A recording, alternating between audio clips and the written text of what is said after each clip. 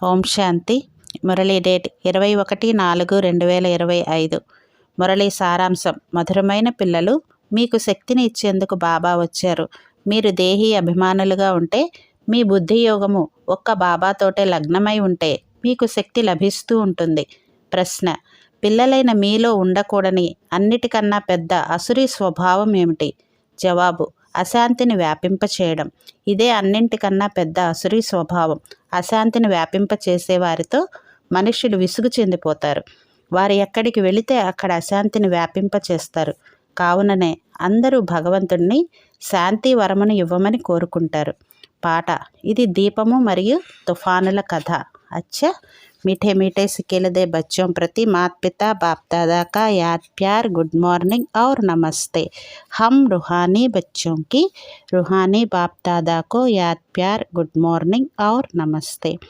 ధారణ కోసం first point: చదువులో చాలా సంపాదన ఉంది, కావున ఎంతో సంతోషంగా సంపాదించుకోవాలి. చదివే సమయంలో ఎప్పుడూ ఆవలింతలు రాకూడదు. బుద్ధి యోగం అటు ఇటు తిరగకూడదు. పాయింట్లను నోట్ చేసుకుని ధారణ చేస్తూ ఉండండి.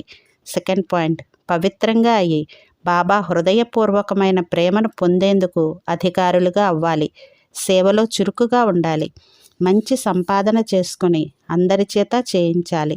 వరదానం: మరజీవ జన్మ స్మృతి ద్వారా సర్వ కర్మ బంధనాలను సమాప్తం చేసే కర్మయోగి భవ. ఈ మరజీవ దివ్య జన్మ కర్మబంధన జన్మ కాదు, ఇది కర్మయోగి జన్మ.